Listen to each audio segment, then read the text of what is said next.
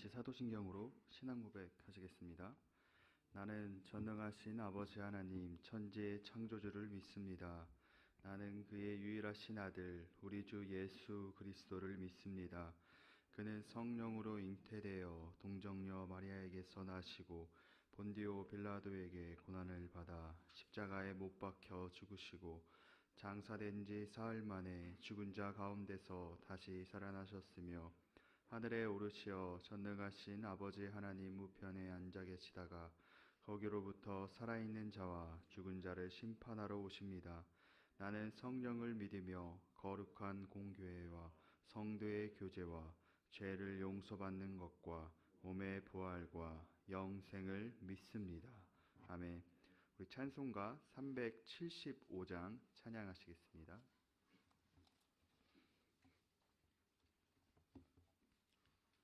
찬송가 375장입니다.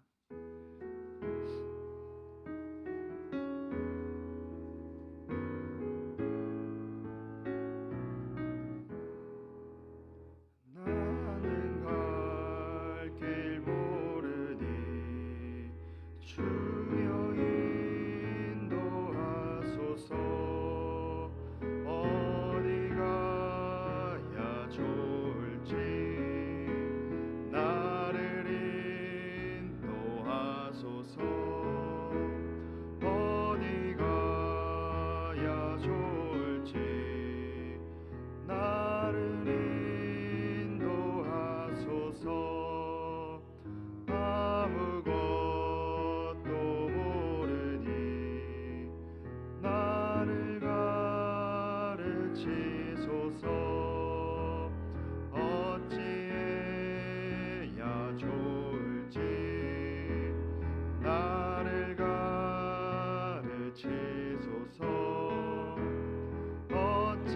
어찌해야 좋을지 나를 가르치소서.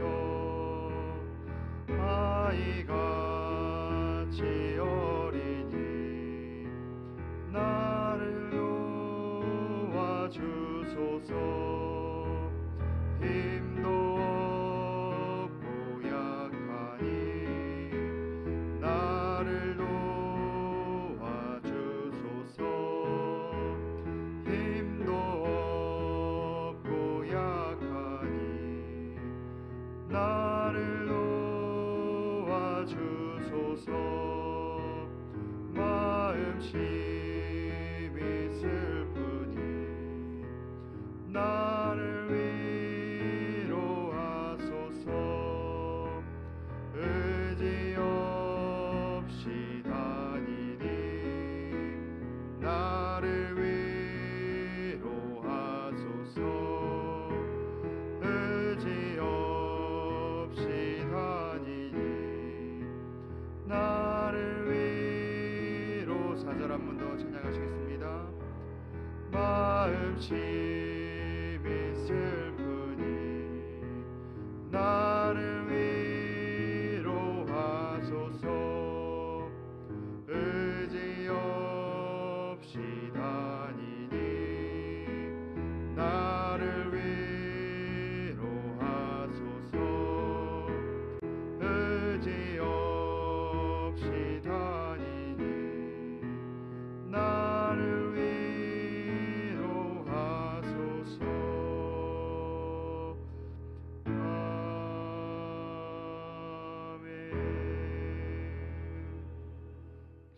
네, 오늘 우리에게 주시는 하나님의 말씀은 열왕기하 5장 24절에서 27절까지의 말씀입니다. 열왕기하 5장 24절에서 27절까지의 말씀을 함께 읽겠습니다.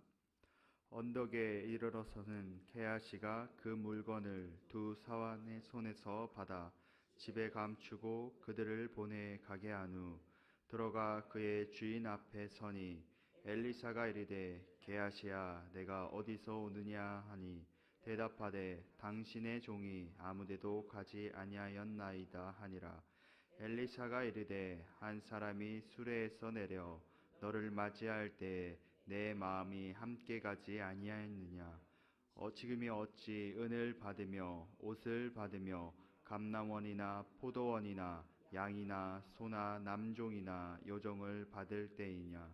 그러므로 나아만의 나병이 내게 들어 내 자손에게 미쳐 영원토록 이르리라 하니 게하시가 그 앞에서 물러나오매 나병이 발하여 눈같이 되었더라. 아멘.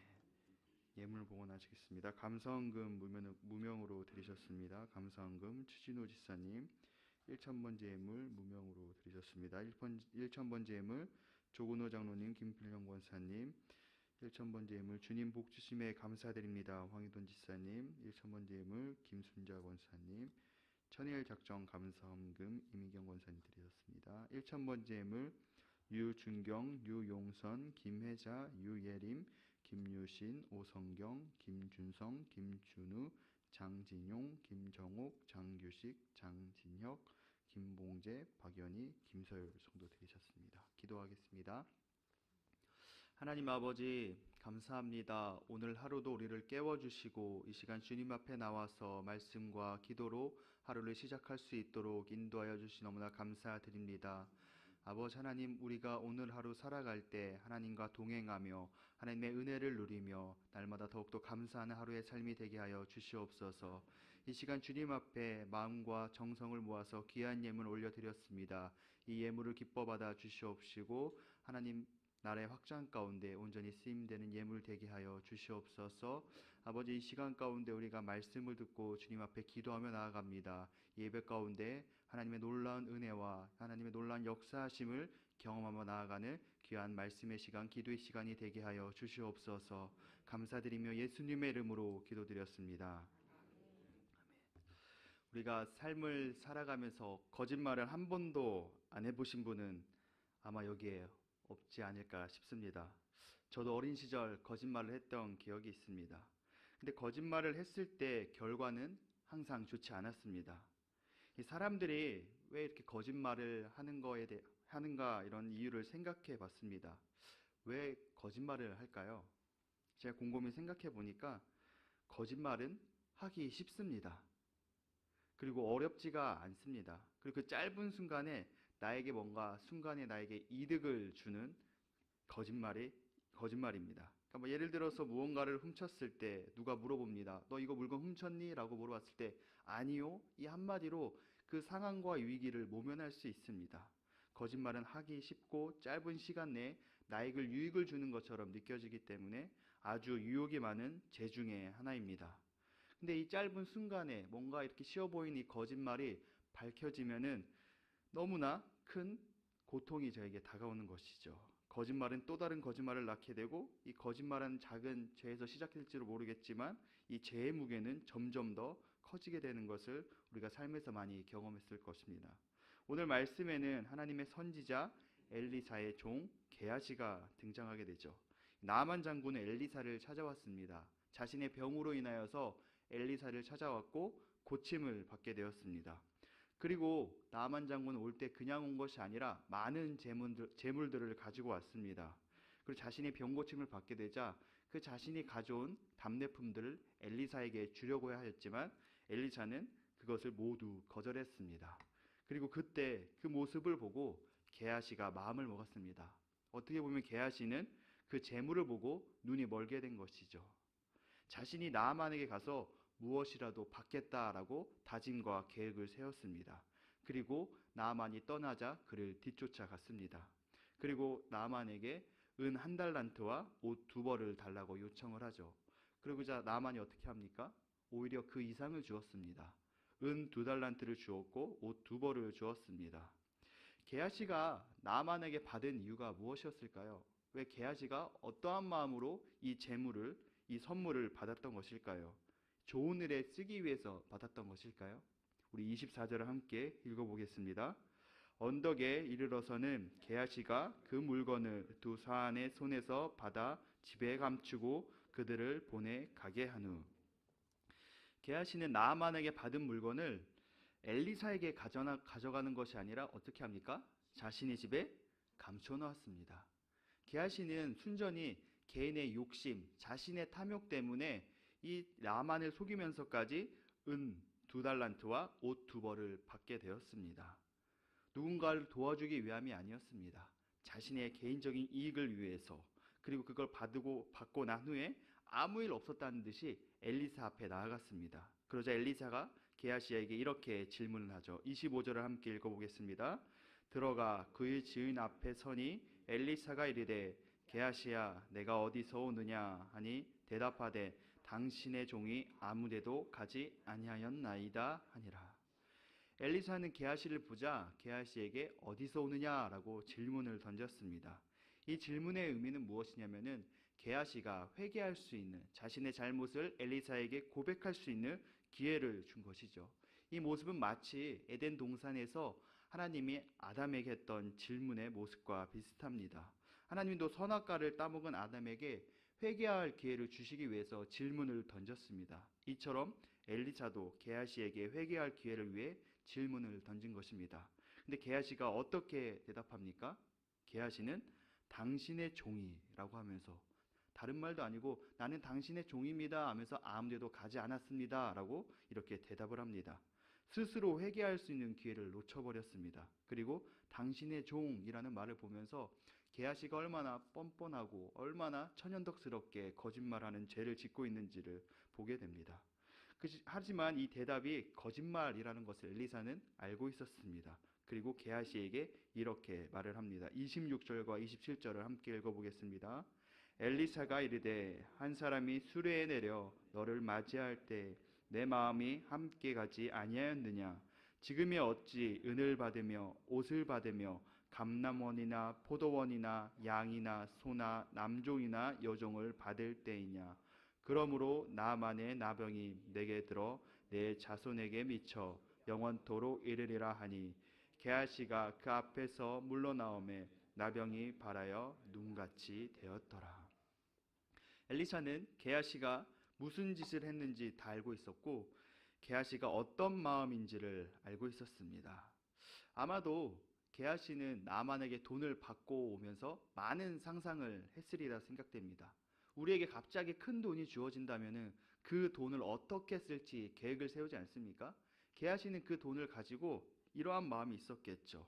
감람원, 포도원, 양이나 소를 다 사가지고 종을 부리면서 관리해야겠다라는 어떤 그러한 마음이 있었을지도 모릅니다.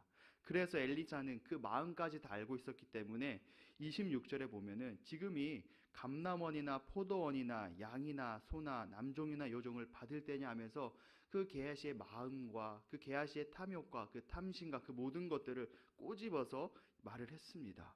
그리고 어떻게 되나요? 게하시는 결국 나병에 걸리게 됩니다. 이건 아마도 게하시가 생각하지 못했던, 상상하지 못한 일이 벌어진 것이죠. 이 한 사람은 순종을 통해서 문둥병을 고침을 받았습니다. 그런데 이 한 사람은 거짓말로 인하여서 문둥병에 걸리게 되었습니다. 게하시가 받은 은과 옷은 아무런 소용이 없게 되었습니다. 자신이 나병에 걸리고 자신뿐만이 아니라 자신의 자손까지도 나병에 걸리게 되었는데 은과 옷이 무슨 소용이 있겠습니까? 게하시는 엘리사의 종으로 엘리사 곁에서 하나님의 역사하심을 많이 봤을 것입니다. 하나님이 누군지를 잘 알았을 것입니다. 또한 엘리사에게 어떠한 능력이 있는지도 잘 알았을 것입니다. 누구보다, 다른 종들보다 게하시를 좀 더 의지했기 때문에 수넴 여인의 아들이 죽었다고 찾아왔을 때 엘리사는 게하시를 보내지 않았을까요? 그만큼 스승에게 인정받는 제자가 게하시였을 것입니다. 그런데 그 탐욕에 눈이 멀어서 나만을 속이고 엘리사를 속이고 하나님을 속이려 하는 그러한 죄악을 짓게 되었습니다. 이러한 말씀, 이러한 게하시의 모습을 보면서 탐욕이라는 것이 너무나 무서운 것이라는 것을 알게 됩니다. 탐욕은 오롯이 그것에 주목하게 됩니다. 탐욕은 다른 것들을 바라보지 않게 하고 오로지 그 탐욕만을 바라보게 하는 것이 이 탐욕과 개인적인 욕심입니다. 혹시 내 삶 가운데 내 안에 이러한 탐욕이 있지 않은지 내 삶을 되돌아보길 소망합니다. 탐욕은 결국 다른 죄악을 낳게 되고 이 죄악은 결국 징벌을 받게 된다라는 것을 우리는 게하시의 모습을 통해서 볼 수 있습니다. 우리가 오늘 하루 살아갈 때 나의 시선과 내 마음이, 내 중심이 내 욕심과 탐욕이 아닌 하나님께 두는 삶이 되기를 원합니다. 또한 징벌의 주인공이 되는 것이 아니라 하나님의 축복을 받는 주인공이 되시길 축복합니다. 우리 이 시간 함께 기도하도록 하겠습니다. 기도 제목을 함께 읽겠습니다. 다니엘의 하나님이 내 하나님 되어 주소서. 유치부 여름 성경학교에 안정과 은혜를 주소서. 여름 행사 준비하는 교사들에게 지혜와 주님의 마음을 주소서. 성령의 은혜와 부흥을 주소서. 환우들에게 치유와 은총과 힘을 더하소서. 우리 말씀을 기억하면서 또한 이 기도 제목 가지고 개인의 기도 제목 가지고 우리 간절하게 주여 삼창하시고 기도하시겠습니다. 주여 주여 주여. 은혜가 많으신 아버지 하나님 감사합니다. 오늘 하루도 우리를 깨워주시고 시간 주님 앞에 나와서 말씀과 기도로 하루를 시작합니다.